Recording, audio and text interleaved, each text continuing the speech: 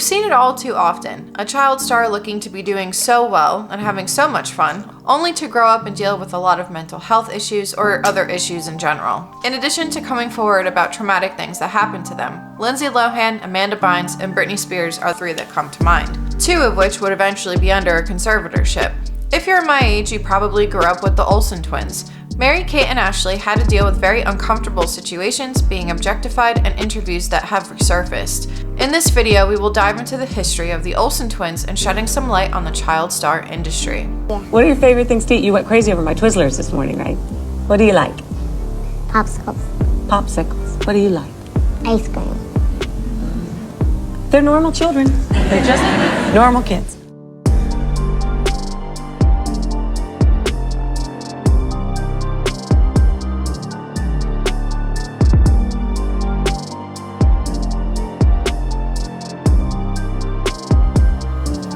Hello everyone and welcome back to my channel. Just as a disclaimer, this video is for entertainment purposes only and just my opinions. I do encourage everyone to go ahead and do their own research on this topic. After over about 2 or 3 months of talking about a deep dive that I'm working on, it's finally here. This isn't my usual type of video, but it does tie into the whole exposing unethical businesses and practices and stuff like that part of my channel. The idea for this video actually came from Instagram. I was scrolling through Reels when one of those nostalgia type Reels popped up, and it was a recreation of an outfit that the Olsen twins would have worn back in the early 2000s. This made me start thinking about how the Olsen twins and I are only 1 year apart and how they had been acting since they were infants. Then I remembered something I said in a recent video where I was talking about an MLM company having a teen program and what are the legalities surrounding the child labor laws when it comes to that. Then talking about how the child star industry is no better and that topic was for another video. That's when I decided to go ahead and look into the Olsen twins. While they went through a lot, they were able to, in a sense, kind of get out of the spotlight and live a private life, or as private as you can get being a celebrity. Marykate and Ashley produced 45 direct-to-video films, which grossed over $750 million, 3 music videos that went multi-platinum. They produced 14 albums, a website, a video game, a library of books, and dolls from Mattel.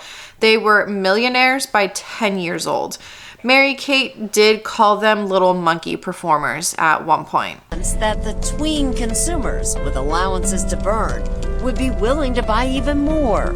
How many products have their name on it? About 52 categories of entertainment, fashion, and lifestyle. List some of the products. Clothes, books, videos, CDs, CD players, sportswear, cosmetics, hair stuff, shoes, chairs.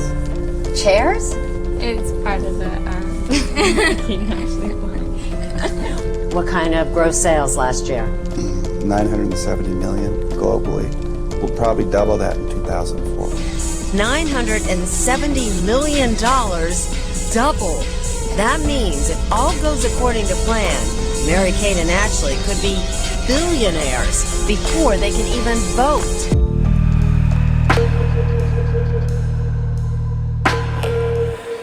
Marykate and Ashley Olsen were born on June 13th, 1986. Ashley is 2 minutes older than Marykate, and while some people may not be able to tell them apart, they are in fact fraternal twins. Marykate is 1 inch taller than Ashley and left-handed, while Ashley is right-handed. The twins were born in Sherman Oaks, California to Dave Olsen and Jennette or Jarni Olsen. They have an older brother named Trent, also known as James, and a younger sister named Elizabeth that many of you may know as Wanda in WandaVision, which is part of the Marvel Universe. Marykate and Ashley also have a half-sister named Courtney Taylor and a half-brother named Jake. Their parents would later divorce in 1995, but when the twins were just 6 months old, they would be cast for Full House, and they would start working at just 9 months old. The twins were only able to work 20 minutes at a time. Speaking of working a specific amount of time, let's move on to a brief overview of the child acting industry.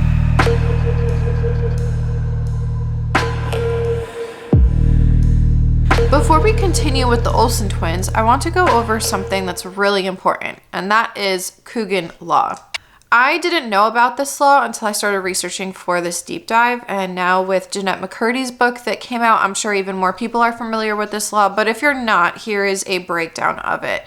This law was named after Jackie Coogan, who was a child actor discovered by Charlie Chaplin back in 1919. Jackie was incredibly popular during the 1920s, and eventually there would be so much merch dedicated just to Jackie. I saw this referred to as Jackie Mania in a few articles that I was reading, but when Jackie turned 21 after his father passed away and his acting career wasn't as popular as his childhood years, he found out that none of the money he made throughout the years was left over for him to use. I read an article that his mother and stepfather took $4 million that was rightfully his. At that time in California, anything that a child actor or minor would make belonged to their parents. Because of this, Jackie sued his mother and former manager. After this case in 1939, Coogan Law was created to protect future young actors. Even with the Coogan Law, since it wasn't 100% ironed out, so to speak, it left for lots of loopholes. Jackie Coogan would eventually receive a small portion of his earnings. He also became well known for playing Uncle Fester on The Addams Family. But I do think that he should also be well known for being the reason a law to protect child actors even came into fruition. In January of 2000, there were changes to the California law about child actors. This law stated that the earnings of a child actor are their property, not their parents'. Since a minor can't legally have control over that money, the law requires a specific trust account, and this account is a blocked trust account, also referred to as a Coogan account. The law states that 15% of all minors' earnings must be put into that trust account, which in my opinion is still really low, but I also don't know much about what goes into acting, so maybe there are a lot of expenses that need to be paid up front, for example, agents or travel, that kind of thing. Currently, Coogan accounts are required in California, New York, Illinois, Louisiana, and New Mexico. The account has to be open prior to receiving a work permit in most cases. 15% of the minor's gross wages will be withheld by the employer and deposited into the Coogan account within 15 days of employment. The parent is required to give the Coogan account number to the employer. All of that is a great step in the right direction, but I do think the account should be required in every state.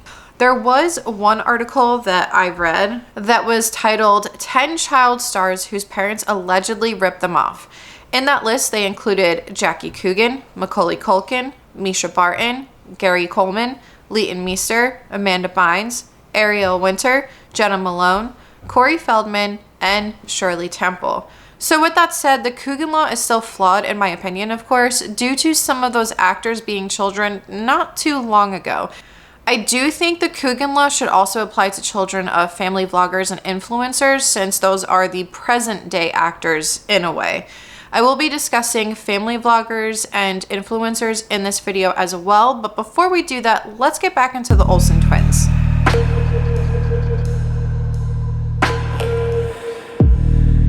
I've been on TV for 5 minutes. I've been on Full House forever. In 1987, the Olsen twins were cast for the role of Michelle Tanner on Full House at just 6 months old. This was because a friend of Jarney's, their mother, suggested that she send a photo of the girls to a talent agent, which in turn got them the gig. The reason behind them getting cast was because they didn't cry, but later on their mom would be asked to leave the set because they would see their mom and start getting upset and wanting to be with her. I guess they figured out of sight, out of mind when it came to the twins wanting their mom. It was actually kind of a fluke, if you would call it a fluke. I just took my children in one day to an agency and showed them my girls. They were about 7 months old, and they said, well, send us some snapshots, and so I did, and they sent us out. We sent these horrible indoor photographs of just, your family photos, and they said, send some more, and we kept sending photographs. More than cute, the twosome are clearly identical. One phone call changed the Olsen's life forever. I had no idea that they were the producers, and I just rolled them in there, and they took a look at them. When they were 9 months old, they would start working on set for Full House. In case you didn't know, within the film industry, they like to hire twins because since babies and children can only work for short periods of time, you can get more filming time if you have two babies. You can just swap them out when one works until they are legally able to. The twins would star as Michelle Tanner until the show came to an end in 1995. During their time on Full House, they started acting for other shows and movies starting in 1992. Then, in 1993, they would start their own company called Dualstar, but more on that a little bit later. During Full House, John Stamos actually wanted the twins to get replaced. He stated in 2015, quote, "It's sort of true that the Olsen twins cried a lot. It was very difficult to get the shot. They brought in a couple of unattractive redheaded kids. We tried that for a while and that didn't work," end quote. Because of this, the producers asked the Olsen twins to come back. The twins experienced a lot of their first or milestones during Full House, including their first steps and words. This may sound really wholesome to some people and kind of sad to others. The reason why I say this is because it's cute in a way to watch these twins grow up, but it's also sad that these moments weren't more intimate and just shared with close family and friends. They were shared with the world. This isn't to say that anyone who does share these milestones with the public is a horrible person or anything like that. It's just personal preference for parents or guardians of children. I forget who said this, but they said that there's a difference between sharing your child and exploiting your child. I agree with that 100%. The twins did have to wear dentures early on as well. Jeff Franklin, the creator of Full House, told Variety, quote, "They had so much emotion and they were adorable, and they had these giant big blue eyes. Every week they were giving us something that we might have hoped for, but we never really expected. And then all kinds of fun surprises on top of it," end quote. I'm pretty sure if you were an avid Full House watcher like I was, "You got it, dude," is something you'll never forget because it was such a Michelle thing to say. You got it, dude. You got it, dude. You got it, dude. Once they started getting older and they were in school, while one twin was filming, the other was doing their schoolwork and vice versa. While Marykate and Ashley were working for Full House, they had an acting coach by the name of Adria later.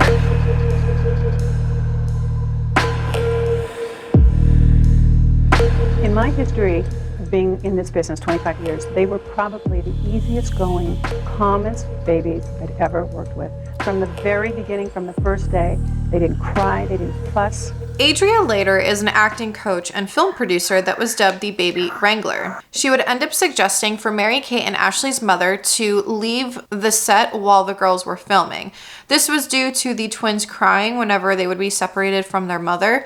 To the set about 4 or 5 times a week for starters. Johnny would drive them over, just get them acclimated to the sets and everybody around them. It was very difficult on a 9-month-old infant. Sometimes they would respond positively, sometimes they might cry. It became apparent that the separation anxiety that the girls were going through every time they had to be taken away from their mother to be brought onto the set, it was a trauma. It's best to not have the mom within eyesight of the child that's working because it breaks the fantasy. There's suddenly mom, there's reality. Uh-oh, I want to go to mommy. And it became apparent that Johnny could not be around. It was just easier for us if the parents weren't there. They were a bit of a distraction for the girls. So we basically asked Johnny if she would not mind bringing the girls and kind of disappearing. A lot of people on the set really kind of stepped in and took that kind of maternal care of them. In fact, the mom had wanted to pull them off of Full House after the first year because it was disrupting her relationship with the siblings because she took so much time to take you into the set and being with them. And so they made arrangements with assistants and all to drive them, and the mom decided to let it continue. Later in an interview, the twins would talk about Adria and how she became like a mother to them. She was the greatest person ever. I mean, she was like our mom. She was the one who took us to the set, and she basically taught us how to walk and talk. And we love her so much, and we worked with her till we were about 8. In one article by Lifestyle Mag, they said, quote, "But unfortunately, with the Olsens lacking true discipline as a result of being literal infants, the pressure was really on the baby Wrangler. Early in the series, Ashley was, no shock, dropping the ball left and right. When we did the series the first year, Ashley was very much afraid to come on set, and her sister Marykate did most of the scenes," Adria told the Washington Post. Then one day when Marykate got an eye infection, Ashley had to step in. I went up to her and said, "This is your day," and I took her away from the mother and dressed her in the classroom. We took her out there and she did the whole show and blew everybody's mind. The job of a baby wrangler is essential to get reactions out of a child, basically acting as a director for kids too young to read scripts. Sometimes I pop up above an actor's shoulder to get the baby to look at the actor and then duck down to avoid the camera, Adria said. You do need a good sense of camera angles and set. She also confessed that when working with children, she shoots from the hip, often wearing an apron on set with pockets full of little toys and treats. I let it evolve and unfold, she said in 1991. As the twins got older, Adria's job was to feed them their lines, end quote. I will say, though, that this same article sounded a bit biased.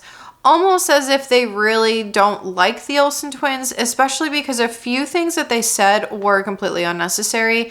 They spoke about how even in interviews the twins had to be fed lines and that they couldn't respond to simple things along with being terrible actresses. To the author of that article, you do realize that they were literal babies. Maybe they were fed lines during interviews because they were really shy. Having a script and filming when you can do multiple takes is completely different from an interview. That can be really scary for a child because now here's someone new. It could have also been to make sure that they had great PR by Adria. But I don't know, something about that article just rubbed me the wrong way. Part of the article that spoke about the interviews and being fed lines stated, quote, "First of all, this is literally forcing the girls to be charming because they can't handle that naturally. Oh, and little Marykate or Ashley, probably Ashley, is like terrible at reading it back. You're 4. You've been doing this your entire life. Get it together," end quote. I really hope that that's meant to be satire, but anyway, they gave Adria pretty much all of the credit for Marykate and Ashley's success, which could be true in the beginning, but there is more than just Adria in the equation of their success. These now women worked a lot. Acting coaches are even there for adults, so do you credit every actor's success to their acting coach? There has to be something about the actor or actors themselves that make them likable. Anyway, enough of my rant. I wanted to talk about another influential person in the twins' life, and that is Robert Thorne.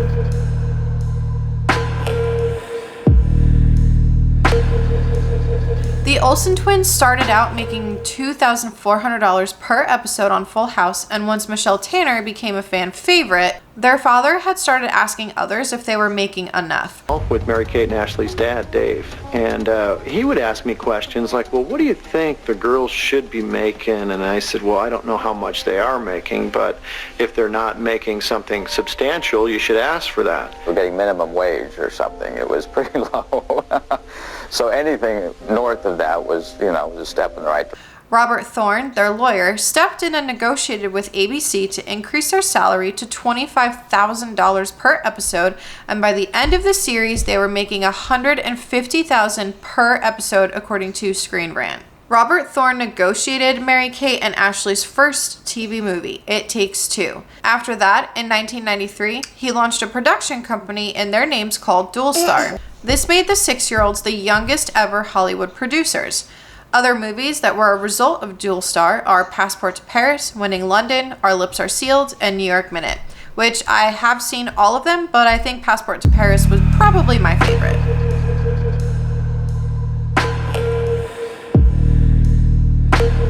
As I already said, the twins and Robert would launch Dualstar in 1993. It was agreed upon that at age 18, the twins would take over, but in the meantime, they had the right to veto any of Robert's creative ideas. Ashley stated once that Robert had scheduled a bunch of interviews to do, 12 in one day to be exact, when they had a school paper due. Ashley told Robert that 12 was too many, but somehow they were able to make it to all of the interviews and get their paper done as well. With all of this nonstop work, Ashley once told Mary Claire that she was grateful. Quote, "That's why I look at Britney, and I'm surprised I didn't end up like her," end quote. Thanks to all of this, by 2007, the twins were named the 11th richest women by Forbes magazine. By this point, they had a combined net worth of $100 million. Dualstar Entertainment Group sold $1 billion of that through merchandise online and in Walmart. At age 18, Marykate and Ashley were named co-presidents of the production company. They would eventually turn it into a fashion empire as they distanced themselves from the acting industry. At the age of 18, on April 29, 2004, they were also honored with a Walk of Fame star. This broke 2 records.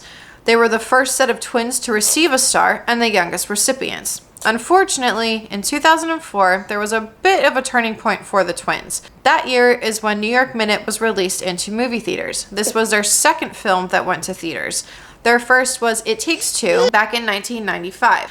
New York Minute had a $30 million budget, but only pulled in $21 million in sales. This was probably why they decided to shift into a different direction, which was the fashion industry. In 2014, Marykate and Ashley retired and even released a statement stating that they were done with acting. Marykate did attempt a solo role in 2011 with the movie Beastly, but that movie also didn't do very well.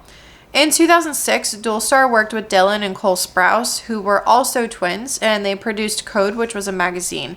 In April of 2015, Marykate and Ashley made a deal with Nickelodeon to license Dualstar's entire library. Something interesting that I found while reading about Dualstar was a class action lawsuit. This class action alleged that Dualstar didn't pay interns for small tasks. The lawsuit had 40 past and current interns at the time that were arguing the interns should have been paid minimum wage due to doing similar jobs to coworkers that were actually getting paid. The response from Dualstar stated, quote, "As an initial matter, Dualstar is an organization that is committed to treating all individuals fairly and in accordance with all applicable laws. The allegations in the complaint filed against Dualstar are groundless, and Dualstar will vigorously defend itself against plaintiffs' claims in court, not before the media. Dualstar is confident that once the true facts of this case are revealed, the lawsuit will be dismissed in its entirety." End quote. In March of 2017, the lawsuit was settled out of court for $140,000. Now that we've gone over Dualstar, I wanted to rewind a little bit and go back to their Full House days. This is because these next few chapters of this video will all kind of tie in together.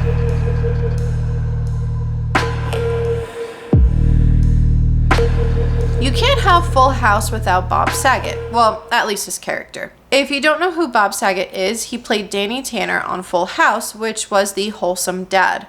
I didn't know until researching for this video just how bad things were with Bob Saget. Before I proceed, I would like to say that I do send the family my condolences for his passing. However, his death doesn't mean that I'm going to skip over his behavior.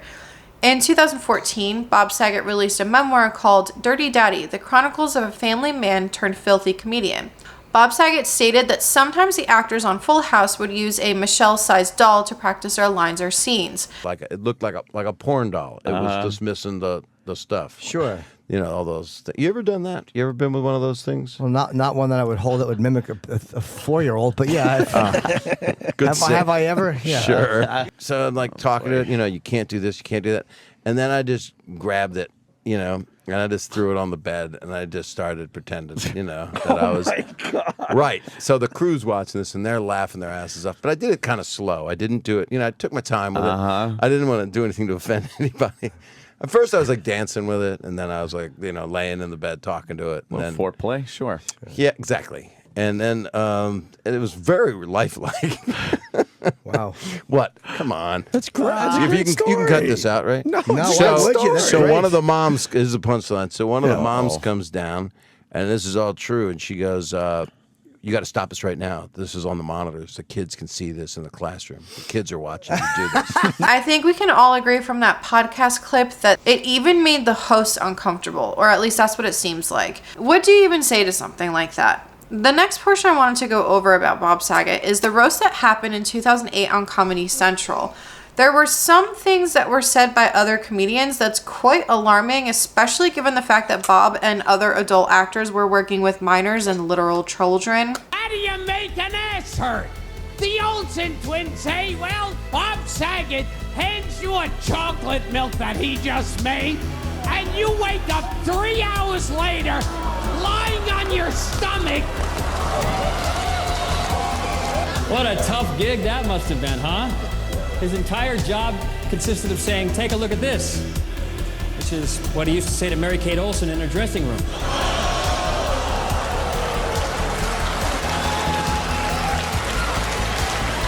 I love him like a perverted uncle who pays for lunch and then follows me into the men's room.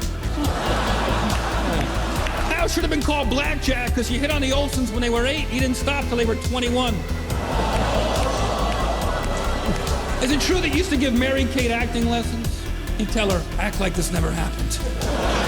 Bob Saget is a sick bastard. He has 2 daughters in college and 3 girlfriends in high school. Bob has done a lot for this country. For 8 seasons, half an hour a week, Full House kept pedophiles off the street. In fact, 3 of them were on the show. The other day, after all these years, I'd never met the Olsen twins. He introduced me to them. I said to him, how do I tell them apart? He says, Ashley swallows. I think the most disturbing thing to me that was said was, quote, Bob has done a lot for this country. For 8 seasons, half an hour a week, Full House kept pedophiles off the street. In fact, 3 of them were on the show, end quote.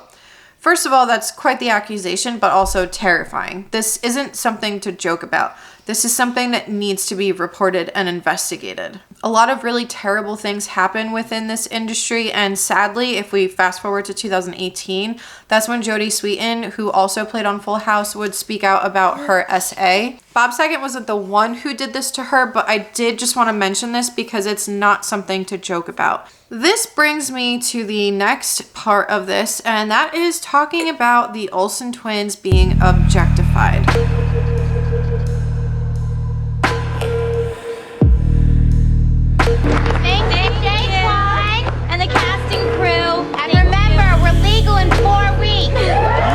Sometimes when we see celebrities, we may be curious as to what their age may be because their acting is so mature that we forget how young they actually are. I knew how old the Olsen twins were growing up because we were the same age, but there were some creepy people out there who really kept up with the age of the twins. The big creepy men that like follow you everywhere and they're like, can we picture? And they're like 40 years old and they're like sweating. And they have these pictures of us when we're like 12. There was an article written about people counting down until celebrity minors turned 18 on Medium that stated the following, quote, the practice of creating websites to count down the moments until a young female celebrity reaches adulthood is as old as the internet. In 2004, when I was 12 and the Olsen twins were turning 18, I remember my older sister tutting with disgust at an increasing onslaught of websites dedicated to excitedly counting down the months, weeks, days, and minutes until the twins they'd watch on their televisions since infancy would finally be legal. The world had quite literally seen Marykate and Ashley grow up. The pair were practically born on the set of the family sitcom Full House, cast at just 6 months old.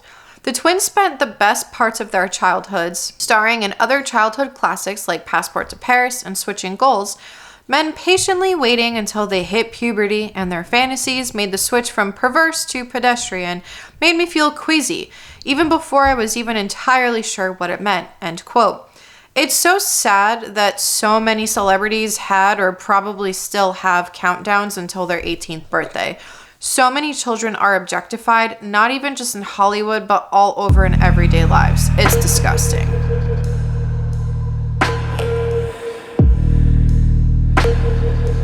There are a lot of people who look up to Oprah. The first time I started to truly question Oprah was when I learned about the book that was later turned into a movie called The Secret.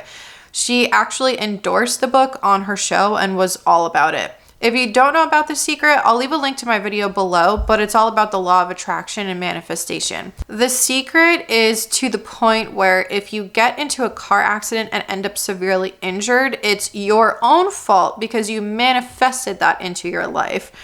Don't get me wrong, I do think that certain things in your life can be changed if you also change your attitude, but getting into an accident or losing a loved one, for example, is not the same, obviously. Anyway, there was an Oprah interview that resurfaced. This interview took place around the same time that there were rumors about Marykate struggling with an ED. I know there's a new rumor that's recently surfaced that has really upset you, right? You know, the one about eating. Yeah, you know, people are gonna write what they wanna write. We try not to read the good or the bad because it just kind of comes with the territory. You know, either you're too fat, you're too skinny, and people are just gonna write what they What size are you, by the way? Size? Yeah, I would like to know. I'm really sure. You're not sure? Girls, and you know. That's so interesting.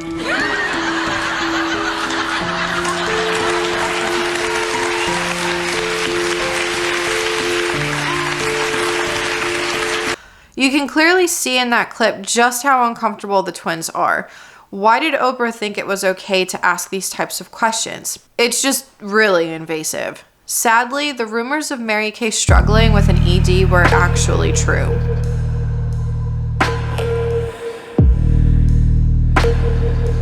When I first learned about Marykate's ED when it was plastered all over the media in 2004, my heart truly broke for her. A reoccurring theme that we see is that celebrities can never heal in private and be left alone. The top 3 that come to mind almost immediately are Marilyn Monroe, Anna Nicole Smith, and Britney Spears. Granted, these women were admitted for different reasons, but of course, the media and paparazzi would not allow them to heal in peace. Anyway, Marykate was treated for her ED in 2004, just before her 18th birthday. It's lovely to see you. You look wonderful. How are you doing? Thank you. I'm good, thank you. Thank you. I'm sorry, I couldn't be there. That's all right. I was going to say, obviously, a lot of people are aware that you and your lovely sister Marykate were to join us live in our studio tonight. Couldn't happen. A lot of people know why, but fill us in. How are things going? Things are good. Things are good. Things are good the way they are right now. And how's Marykate doing? She's good. It's actually kind of perfect timing. I know we're supposed to be there and be there with you guys, but it's kind of she needs to think about herself and take care of herself right now until before she could go ahead and please other people. So it's kind of worked out perfectly. Well, it must be good too, because obviously you do have the film to promote, but it's obviously something that she felt she needed to do, so obviously a tough decision to make. Right, and so I'm here, and she's here in spirit supporting the film. And tough for you, and for a sister anyway, but also being a twin, seeing your sister having to go through something like this? Yeah, I think, it's hard, but at the same time, we're so thankful that all of our fans and everyone are being really supportive, so it's good. And also, too, because of you mentioning the fans, I mean, with what Marykate is going through, is it something that you worry about you are role models, the two of you and her as well, and you individually. Is it something you worry about how this might reflect upon people who look up to the two of you? It's actually kind of funny that you say that because, more now than ever have we, heard from our fans saying, it's, such a brave thing that she's done. And, so many people suffer from the same thing.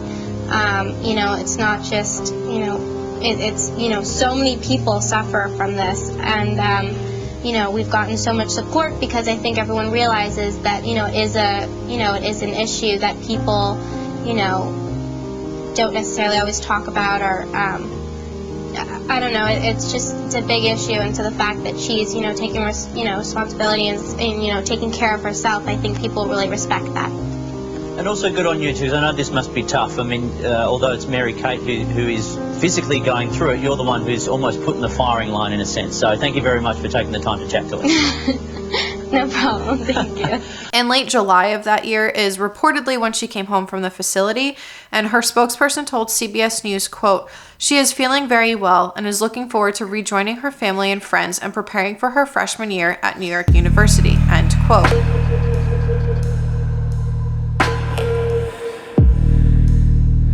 The twins would start their freshman year at NYU in 2004. As you can probably imagine, they were constantly followed by paparazzi. According to E! News, Marykate and Ashley bought a $7.3 million penthouse apartment together in the West Village. However, they didn't live in this apartment, and Ashley once said, quote, "We got this huge apartment and designed it, and then we never moved into it because we decided to live apart, and it was the best decision we ever made," end quote. After a year, Marykate left NYU and moved back to LA. This happened after her at the time boyfriend, Stavros Narachos, left her for Paris Hilton. As soon as I hear the name Stavros now, I think of Schitt's Creek. Also, I'm not sure if I'm saying his last name properly, so I'm really sorry if I misspoke. But when Marykate was asked about her leave, she stated, quote, "It just got really hectic and I started feeling the city. My world was really small when I was here," end quote.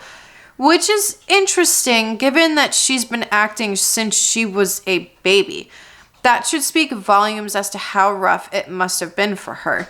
Or maybe it wasn't, and she was just looking for an excuse to leave and go back to LA. When W Magazine interviewed Marykate, they asked if there was anything in particular that made her leave, and they were kind of alluding to the whole boyfriend leaving her for Paris Hilton thing, and she said, quote, "I think we can all guess," end quote. She also said, quote, "Paris and I always only had nice things to say about each other. Now I guess you can tell we're not talking," end quote. Although some would probably think Marykate just couldn't handle a bad breakup, there were other reasons for her leaving. She didn't really have privacy at NYU. W Magazine also wrote, quote, "She was freaked out by the kids in her class who were selling anecdotes to tabloids. In some cases, even getting school credit for it. They'd have internships at the weeklies. Learning is not fun if you're not safe," end quote. Although Marykate and Ashley did not need a college degree to be successful, in my opinion, you don't need a college degree to be successful regardless, but it's the Olsen twins. They had their own company as children. After the sisters left NYU, they started building their fashion empire.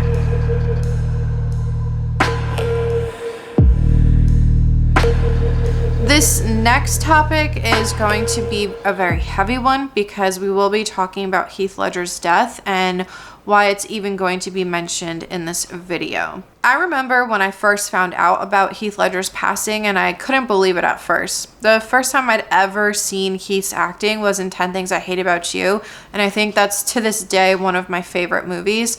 Also, in my opinion, he was the absolute best Joker. If you don't know who Heath Ledger was, I'm going to give a very brief overview. Heath Ledger was born on April 4th, 1979 in Perth, Australia. His parents were Sally Ramshaw, a French teacher, and Kim Ledger, a racing car driver and mining engineer. Kim's family established and owned the Ledger Engineering Foundry. When Heath was 11, his parents divorced. His older sister, whose name is Kate, was also an actress, and she inspired Heath's acting, and his love for Gene Kelly inspired his choreography. He has two half-sisters named Ashley Bell and Olivia Ledger. Heath moved to the United States in 1998 to further his film career. He was in so many amazing movies, but he also produced and directed music videos and aspired to be a film director. Heath won many awards, and rightfully so. He was a great actor. Heath loved to play chess and participated in tournaments when he was younger, and when he was an adult, you could sometimes find him playing chess at Washington Square Park in Manhattan. Fun fact, he was actually working with a Scottish screenwriter and producer Alan Scott on an adaptation of the 1983 novel The Queen's Gambit. This would have been his first feature film as a director. Heath was in a few relationships prior to beginning his relationship with Michelle Williams in 2004. They actually met on the set of Brokeback Mountain. Their daughter, Matilda Rose, was born on October 28, 2005. He shared a house with Michelle in Brooklyn from 2005 to 2007, and then in September of 2007, Michelle's father confirmed to the Daily Telegraph that the couple had broken up. On November 4th, 2007, Heath had done an interview with the New York Times, and he stated that he often couldn't sleep when taking on roles, and that this role as the Joker was causing him his usual insomnia. Quote, "Last week I probably slept an average of 2 hours a night. I couldn't stop thinking. My body was exhausted and my mind was still going," end quote. Even Michelle Williams would later go on to say, quote, "For as long as I'd known him, he had bouts with insomnia. He had too much energy. His mind was turning, always turning," end quote. In January of 2008, Heath was suffering from some kind of respiratory illness, and co-star Christopher Plummer stated that what he thought Heath had was walking pneumonia. And sadly, he died on January 22nd, 2008 as a result of an accidental overdose on medications at just 28 years old. While the media reported that he struggled with substance abuse, his publicist stated that these accusations were inaccurate. Here is where we go over the tie between Marykate Olsen and Heath Ledger. On January 22nd, 2008, Heath's housekeeper, Teresa Solomon, had come in earlier in the day and saw Heath was still asleep in his Soho apartment. I'm sure if she knew he was sick, it wasn't any cause for concern because he was probably just resting. However, when his massage therapist, Diana Wallazin, arrived early for their 3 p.m. appointment, she realized he was unconscious. The first thing that Diana did was call Marykate Olsen because Heath and Marykate were close friends at the time. It's actually been alleged that they were dating, but regardless, Marykate was the first phone call. Marykate was in LA at the time, and she said that she was going to send over one of her security guards that she has in the area to go to the scene. After about 15 minutes, at 3:26 p.m., Diana called 911 and stated that Mr. Ledger was not breathing. The operator told her to start administering CPR, however, she could not revive him. At 3:33 p.m. is when paramedics and EMTs arrived. It's been stated that Marykate's security guard arrived around the same time, but sadly, at 3:36 p.m., Heath Ledger was pronounced dead. On February 6, 2008, the Medical Examiner of New York released the autopsy and toxicology reports. It stated that Heath Ledger died as a result of acute intoxication by the combined effects of oxycodone, hydrocodone, diazepam, and a few other things. They concluded that the manner of death was accidental, resulting from the abuse of prescribed medications. Police have estimated that Heath Ledger's death occurred between 1 p.m. and 2:45 p.m. on January 22, 2008, but the medical examiner's office announced that it would not publicly disclose the official estimated time of death. I'm not a doctor, but from what I read, the vast majority of physicians in America are reluctant to prescribe multiple benzodiazepines to a patient, especially those who are already prescribed medications that are a mix of oxycodone and hydrocodone. Once the reports were released, that is when a lot of people started talking about prescription drug abuse. Jason Payne James, who is a forensic pathologist, stated in 2017 that Heath Ledger might have survived if he didn't have the hydrocodone and oxycodone in his system. He also believes that the mixture of drugs combined with a possible chest infection caused Heath to stop breathing. There was a federal investigation after Heath Ledger died. In February of 2008, 2 physicians who practice in LA and Houston were exonerated after an investigation was done relating to Heath's death. It was determined that, quote, the doctors in question had prescribed Ledger other medications, not the pills that killed him, end quote.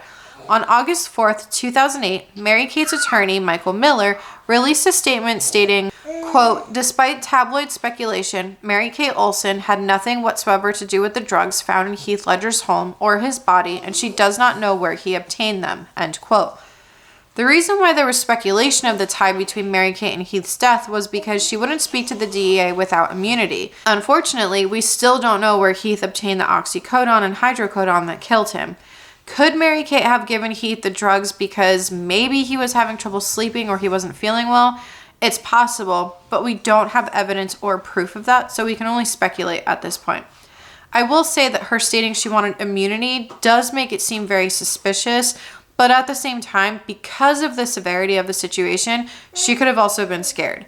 Maybe she knew something else. Like I said already, we can only speculate at this point.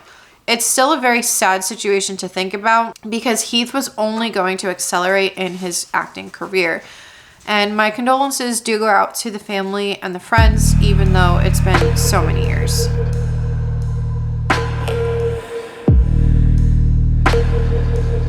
Fuller House was released in February of 2016. I remember reading that the Olsen twins or Michelle Tanner wouldn't be part of the series, and that's actually why I decided not to watch it. I loved Full House because of Michelle. In a 2016 interview with People magazine, Fuller House producer Bob Boyett reported that when he had approached the twins about returning to the role of Michelle, Ashley said, I have not been in front of a camera since I was 17 and I don't feel comfortable acting. And Marykate said, it would have to be me because Ash doesn't want to do it, but the timing is so bad for us. The way that the series explained Michelle's absence was that Michelle was running a really successful business in New York City. I already talked about John Stamos getting the twins fired off of the original Full House, and of course they got rehired, but when it came to Fuller House, he had some nice things to say about them. He stated that he's so proud of the twins and what they've done since Full House. He told Insider, quote, I remember trying to get them on Fuller House and they didn't want to come in, or there was some miscommunication or whatever it was. It was blown out of proportion, end quote. Lori Loughlin, who I'm sure you guys have heard about in the news, but she played John's on-screen wife and told him about the twins and how they won several Council of Fashion Designers of America awards at the time of the reboot, and he said, quote, that's like winning an Oscar. It's like, oh, okay, that makes sense. It's really inspiring. It's just strange to think of them as those little kids. Now they're such smart, powerful, important women. And they were smart, powerful, important kids too, but it's just great to see, end quote. In my opinion, I think it's great that they didn't cave to any kind of pressure of being on Fuller House. While I was disappointed because my nostalgic self would have loved to see them on screen again, I know that they stepped away from acting, and any fans should respect that decision.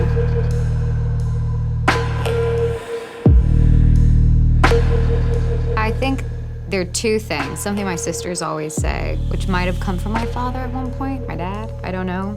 It's that no is a full sentence. Oh, really? And I really like that, especially as a woman. No is a full sentence? Yeah, you can just say no. And I just really like that in all aspects of life. Marykate and Ashley do have a younger sister named Elizabeth Olsen. You might know her from the Marvel Universe as Wanda. However, she did start acting at 4 years old. She appeared in some of Marykate and Ashley's movies and took acting classes as a child. In 2004, she almost stopped pursuing a career in acting due to all of the media attention Marykate was getting because of her ED. She also graduated from NYU in January of 2013. Something that I found so interesting that Elizabeth shared in an interview was, quote, "Something my sisters always say, which might have come from my father at one point, my dad, I don't know, it's that no is a full sentence, and I really like that, especially as a woman. You can just say no, and I just really like that in all aspects of life," end quote. I think, as we got older, we've always, known that no is a full sentence, and we've always been, no is a full sentence. How do you apply that? What does that mean exactly? No is a full sentence. That means, if you're younger and you don't want to work, you say no. Yeah. Yeah. And have you done that many times in your life? Yeah, so as you get older, you have control over, the sort of things that you want to do, and I think that's, as we've gotten older, we've definitely had control of everything that we've wanted to do. If this is your first video of mine, I normally comment on multi-level marketing companies, and I'm also very anti-MLM. Something I've said in the past is that no is a full sentence when it pertains to responding to an MLM rep in your DMs trying to recruit you. Even though it's very simple advice, it's great advice. No is a complete sentence. You do not have to explain yourself to anyone, even if you're like me and you feel like you need to sometimes. Anyway, I wanted to talk about Elizabeth because it seemed like she truly wanted to act for herself and she didn't want to piggyback off of her sister's success.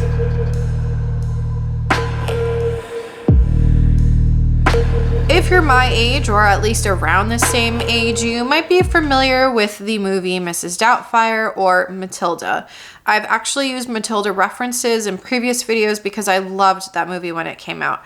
The actress that played Matilda and Natalie in Mrs. Doubtfire was named Mara Wilson. The reason why I bring her up is because of her writing in later years. She wrote a book called Where Am I Now? True Stories of Girlhood and Accidental Fame. This was more of a memoir, but she did write elsewhere as well. In 2017, she defended the, at the time, 13-year-old Millie Bobby Brown in Elle magazine after commentators sexualized Millie's public image.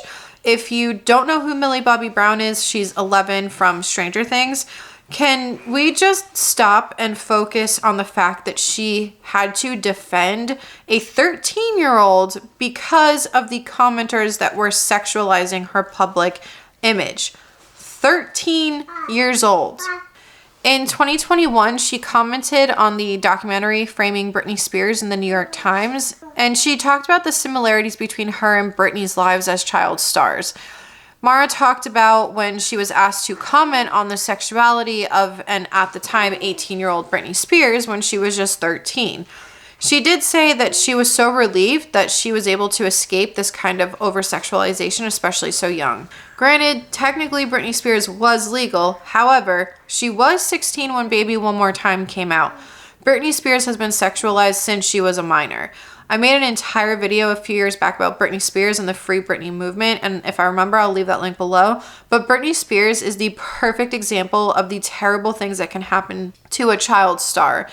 If you don't know, Britney Spears was placed under a conservatorship, and I go more in detail about that in that video, although there have been updates since then, so it is a little bit outdated, but I do go over what a conservatorship is and why she was placed under it. Speaking of conservatorships, Amanda Bynes, another child star, also went through her fair share and was placed under a conservatorship. If you don't know what a conservatorship is, the Wikipedia definition is, under U.S. law, conservatorship is the appointment of a guardian or a protector by a judge to manage the financial affairs and or daily life of another person due to old age or physical or mental limitations. After 9 years, Amanda's conservatorship was actually ended this year. You might know Amanda from Nickelodeon for her ridiculous skits. I actually still say meh sometimes. I know that's cringe, but it's been embedded in my head forever. Anyway, she went through her own troubles, and I could do an entire deep dive on just Amanda Bynes, but now she seems to be doing better, and I do truly hope that she's on the right path. It sucks to see some of my favorite child stars go through a lot when they get older. Speaking of Nickelodeon, another person who recently released a memoir is Jennette McCurdy. There have been so many videos made about her, and my friend Savvy Writes Books did a review of her recent book that I highly recommend watching, and I'll leave that link below. The final person I wanted to speak about before we go back to the Olsen twins is about Allison Stoner. I remember seeing Allison for the first time in Missy Elliott videos, which I thought she was awesome in. Allison Stoner is currently advocating for better treatment of child stars, and I will leave a really great article where they talk about this linked below. Now that I've gone over some other child star examples, let's get into family vloggers just really quickly.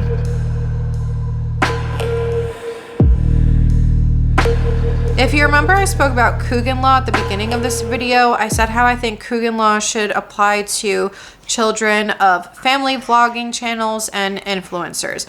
I'm going to continue to say family vlogging channels because those are really, really popular. But just so you know, I am putting influencers into this category as well. But nowadays you have family vlogging channels that feature their children, whether that be just for a portion of a video or the entire video. Some of these channels make a lot of money from AdSense and sponsorships, and I do think that if these children are being put to work, so to speak, they should also benefit from it. In my opinion, a lot of family vloggers are exploiting their children for views and talking about very inappropriate topics or things such as broadcasting that your child just got their first period or things of that nature. Or how about the Micah Stauffer situation where after 3 years of having an adopted son, she decided to rehome him like an animal. She probably profited off of the child and then just gave up on him, in my opinion, when things got too hard. As a new mother, I can tell you that it can be very difficult at times. However, just like I wouldn't rehome my dogs, I wouldn't rehome my child. You also open up the door to child predators. A perfect example of this is the recent backlash that the TikTok account Run Eleanor has received. I won't be getting into that, but if I remember, I'll leave some videos about that situation linked below. Currently, there are no laws protecting the children of family vlogging channels or influencers here in the US. There are people trying to change that though. There's an article I read on TechCrunch about a teenager named Chris McCurdy who is taking matters into their own hands. The article reads, the Seattle teenager spent months researching child influencers, kids who rake in serious cash for their appearances in YouTube vlogs which are often run by their parents. They were so fascinated and appalled by the lack of regulation around child labor and social media that they utilized their high school's senior independent study program to phone bank their neighbors to gauge community interest in the issue. In January, McCurdy cold emailed a number of local lawmakers, including Washington State Representative Emily Wicks, who serves on the Children, Youth, and Families Committee. McCurdy presented their research, convincing the representative why she should work with a teenager to draft a new bill at the very end of the legislative session. I randomly got an email from Chris and they said, here's the problem and here's the potential solution, Wicks told TechCrunch. I really wanted to provide the opportunity to help them understand exactly how the legislative process works, no matter how far we were able to get with the bill.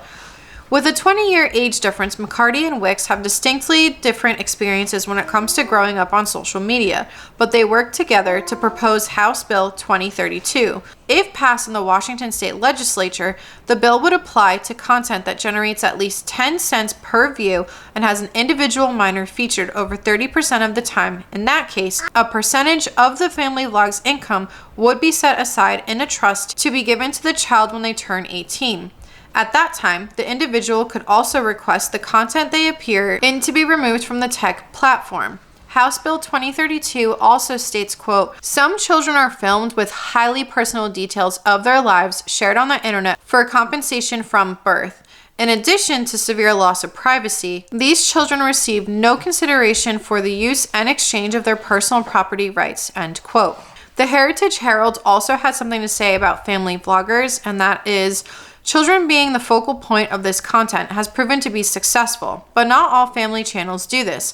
Channels like the Holderness family don't make their children the main event of their videos, and although their content may be repetitive and poorly written, it's bad because they are just unfunny people who are exploiting their children. Now put that in contrast to someone like the LeBrant family, whose entire channel is dedicated to their 3 children. The LeBrant family has been in many controversies surrounding their incessant need to humiliate their eldest daughter for online content. From dyeing her skin purple to telling her that they are going to give away her dog, the parents, Savannah and Cole, seem to understand that videos like this gain a high amount of traction. They completely disregard that their daughter may not want these videos on the internet in the future and use her embarrassment as entertainment. To make the situation even sadder, they have been filming their 7-year-old daughter since she was about 3 years old, making this something consistent and normal in her life. And their younger children, both being under the age of 5, have known social media fame since before they were infants, with Savannah's entire pregnancy being documented. It's common amongst family vloggers to start filming their kids from a very young age. The Ace family, a channel with 18 million subscribers, similarly uses their children for content. Their eldest daughter has been filmed by them since she was 2 months old, and their youngest had her life documented since infancy. The Ace family does content similar to that of the LeBrant family, with questionable thumbnails and video subjects that try to paint their daughter in a more mature light. They even had a video, Elle goes on her first date, which is odd considering that she is 5 years old. While I am keeping my daughter's face off of social media, and when she's in videos with me, I do cover her face, if I were a family vlogger, I'd be putting money aside for my child. If they're in these videos with me, they are technically working because they have a camera in their face, and that content being captured is going to in turn make money if the channel is monetized. I think it's clear that there are more people who are not okay with family vlogging and family vlogging channels. There should be laws put in place that mimic that of the child star industry, which brings me back to the Olsen twins.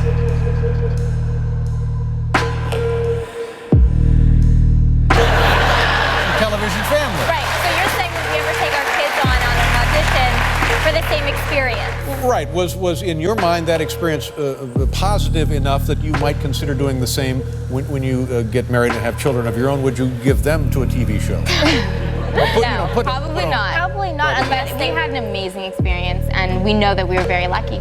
The Olsen twins have been able to keep a low profile, well, as low of a profile that a celebrity can have. They don't have social media, but they did appear on Sephora's Instagram. Marykate and Ashley did continue into the fashion industry with their line The Row and their less expensive line Elizabeth and James. Their line Elizabeth and James was actually named after their siblings.